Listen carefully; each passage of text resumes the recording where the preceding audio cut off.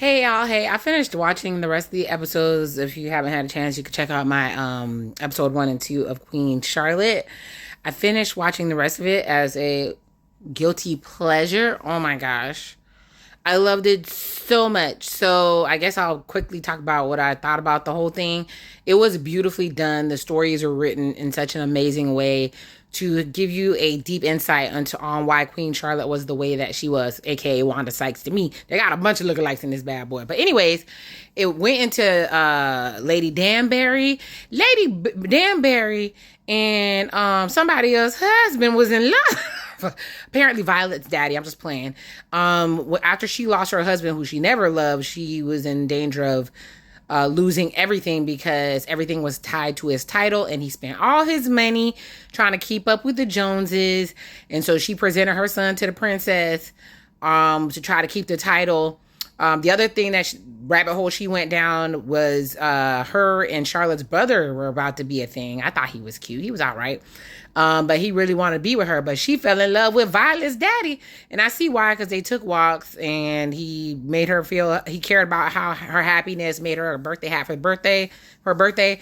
And Violet figured that out. Violet Bridgerton figured that out. And that's how she realized when she asked Lady Danbury, have you never been in love, that she couldn't really answer. Then we had Charlotte. And King George. King George, I guess that's where they got Mad King George from. Those psychological methods they were using to try to make him sane, I just couldn't take it. It was too much. It was just torture. It didn't seem to make him feel any better. What was the point, y'all? What was the reason?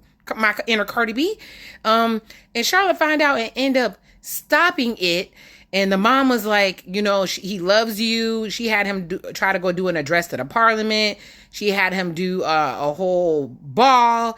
And she basically spent the rest of her life letting this man live with his, I guess you want to call it insanity or madness, without being tortured and meeting him where he was. She finally got her heir. And her kids had complained that she wasn't being much of a mother, and she was able to show her love and happiness for her child when she found out there was an heir, but it allowed her to be softened. And it ended when her and fake Tom Cruise were, he was in there, old King George, drawing on the wall, living up with his planets, and she pretends to be Venus to bring him back. And they get under the bed and they talk about, she talks about taking on their lineage, and it was one of the most beautiful things because you could see how much they loved each other, and she worked with him through an illness. And I mean, it was unconditional love all up and through. I really, really enjoyed it. It was beautiful. Way to go, Shonda Land. CPS Scholar is out.